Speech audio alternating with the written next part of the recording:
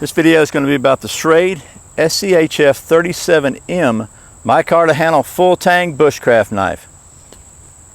I'm not going to say, now that's a knife.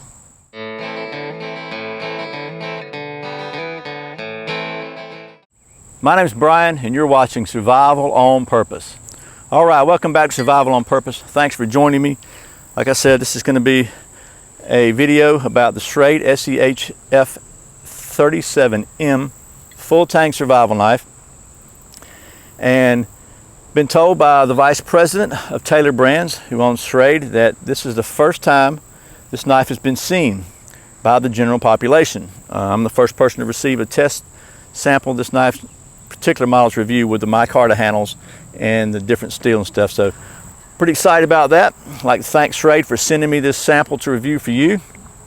Let's see what we can do with this thing. If you saw the earlier video, I did a video on the Schrade SCHF36M, which is the smaller version of this knife, and we built a one stick fire with it. Probably not going to do that with this because I don't want to repeat everything, but this is a little bit larger, kind of like the larger brother of that knife.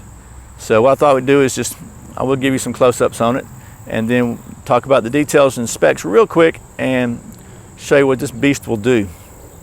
Okay, you know what? Instead of, doing a real pretty little, sit this thing on a rock and do some close-ups and pan the camera around and stuff, I thought I'd just show you in my hands because that's a little easier to show you some of this stuff.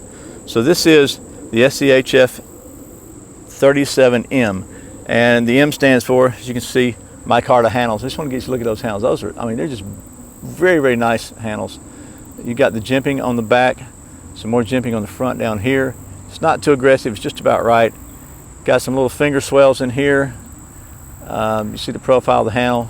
Exposed tang on the end for beating and crushing and stuff. Got a finger choil here. You can choke up and get a really good grip on it like this. Got this black coating, which that's all I'll say about that. I'm not really thrilled with the coating, to be honest with you. It protects the blade, but it gets dirty and filthy. Obviously your knife's not a piece of jewelry, but it does look a lot nicer if it's clean. But it didn't seem to affect the operation of the other knife at all, of the SCHF36M, so I don't expect it will on this one either. But you can see that blade. That blade is a 0.23 inches, I believe it is. I've got my notes right here, excuse me. The blade is 0.23 inches thick, which is greater than 3/16 and almost a 1/4 inch. It's like a saber grind or kind of a semi-Scandi grind, and I don't think it's going to shave, but it's sharp, and I'll show you that in a minute. Kind of a drop point design. This steel is 8CR13MOV stainless steel, so it's not carbon steel. And so it's traditional purist, it's just not. Okay, it's stainless steel. There's nothing wrong with stainless steel in my opinion. The only possible advantage carbon steel might have is the ability to strike a spark off a rock, but the advantage stainless have is it's a lot more resistant to rust and maybe doesn't require quite as much maintenance. If you live in a really wet, humid environment or near the salt water, you may really want to go with stainless because it's just going to cut your maintenance down a lot. You still have to maintain it, but it will cut it down a lot. But all in all, those are kind of the details and specs of this knife. I don't have a price yet. This thing is not really released. It's a 2015 model, but if it's like everything else Schrade puts out, it'll be a reasonable price, I'm sure. So without further ado, let's go ahead and see how well this thing does that knife stuff. Oh, wait. A little further ado. This is the sheath it comes with, and like some of the other Schrade sheaths, this thing has a little pocket on the side, and it has a firesteel in it, which, believe it or not, works really good, and a little diamond sharpening steel, and they fit very well in here. Obviously you can put whatever you want in there, but it comes with that. It's a nylon sheath. It's got a Velcro attachment there. It's got the Velcro belt loop here, which you're supposed to be able to put on your belt without taking it off, I think. I never have any success with that. I always just take my belt off. It's got a leg lanyard here or whatever else you want to use this for. And the sheath has a plastic liner, which show you that, if I can show you that cutting my finger, the knife fits in very well. Then it has an adjustable snap closure at the top where you can see it, and There you go. So it's very solid retention. Great job. You know, it's not a Kydex sheath. It's probably gonna, some people are gonna think this is not a good enough sheath. Honestly, for me, it's probably fine. That's the sheath.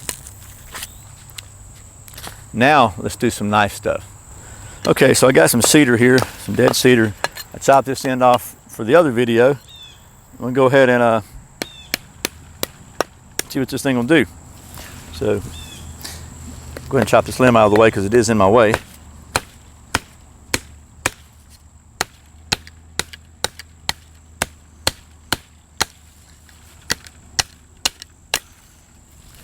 All right, I'm sure I could have chopped it faster than that, but I was trying to keep from hitting my hand. That's got some good dry bark here. I like that. So let's just go ahead and do a little scraping here and see what happens.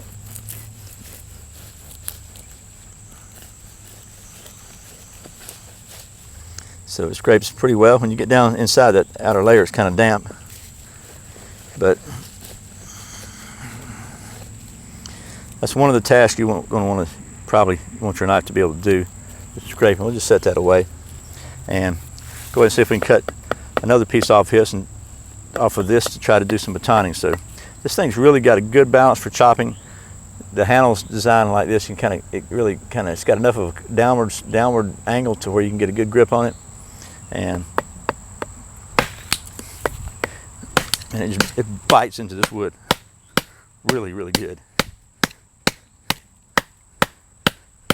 And this is some hard cedar too.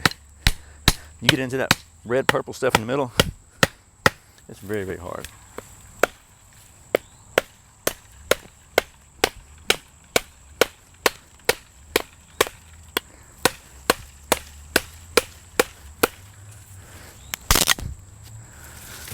Okay, so let's try some scraping here. Chunk up on shore here a little bit. So that's a pretty good job of that. If you need to get some tinder or whatever. But let's try to split this thing. As you can see, it's got a couple of good sized knots in it, so it should be a pretty good test. Let me back this up just a hair.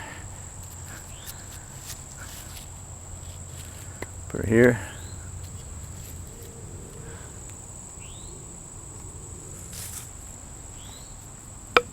And this is a 7-inch blade, so you should be able to probably baton something a little bigger than this. But this is what I got, and you know, realistically, it's a 7-inch hunk of steel. I don't think there's a problem batoning anything with it. I'm not at all concerned about that. I just want to show you.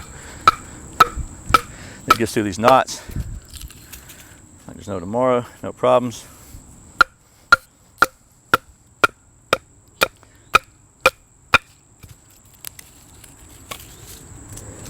All right, so no problem at all batoning. There's no doubt you can baton something probably, 4 or 5 inches with this without a problem. Let's see if we do anything. So I'm using the choil, as you can see, choke up, and get a little better control and finesse on this thing.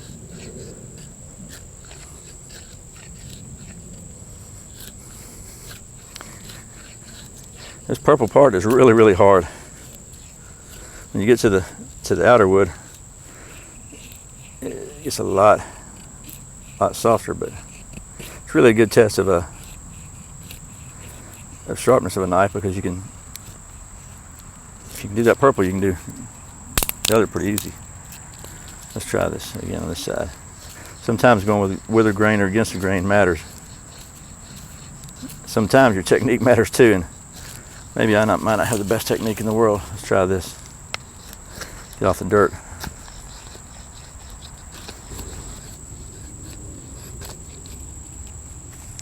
Okay, so probably not the greatest, but it's probably as much to do with my technique as it is with the knife, isn't it?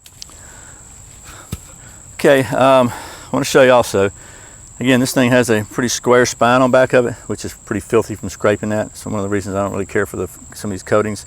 But this is the ferro rod that comes with the knife. So we're going to, this is actually one that came with the other knife. I want to string them up both, but anyway, so let's just see kind of, and this thing throws some serious sparks. Unbelievable good sparks. So let's see if we can get it on there. You can see it dancing around a little bit.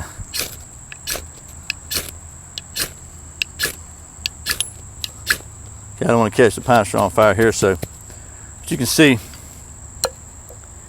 very nice, very good sparks. Great job on chopping. It's just an excellent larger bushcraft knife. Okay, so that's the SCHF37M Micarta handles bushcraft knife from Schrade, and took a look at how well it chops. This thing is, I mean, it's a big, good, heavy knife, thick spine, great for chopping, great for batoning.